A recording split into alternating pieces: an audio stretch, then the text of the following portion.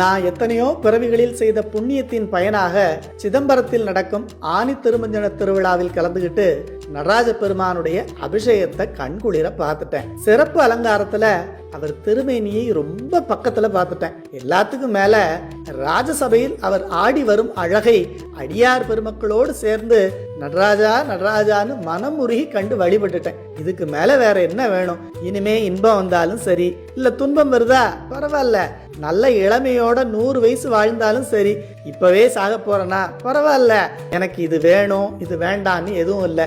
நம்ம நடராஜாவின் அழகை கண்ட கண்ணால இதுக்கு மேல அழகான பொருளை பார்க்க இந்த உலகத்துல ஒண்ணுமே இல்லையே.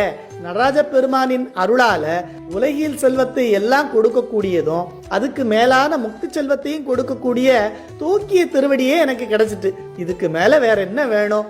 இதை இன்பத்து அழுந்தினும் அழுந்துக அல்லா துன்பம் துதையினும் துதைக முன்பில் இளமையோடு பழகி கழி மூப்புக்கு உருகாது என்றும் இருக்கினும் இருக்க அன்றி இன்றே இறக்கினும் இறக்க ஒன்றினும் வேண்டலும் இளனே வெறுத்தலும் இளனே ஆண்டகை குறிசில் நின் அடியருடும் குழுமி தெய்வ கூத்தும் நின் செய்ய திருப்பாதமும் அடையவும் அணுகவும் பெற்ற கிடையா செல்வம் கிடைத்தலானேன்னு 11ஆம் திருமுறை கோயில் நான்மணி மாலையில பட்டினத்தார் அருள் செய்கிறார்.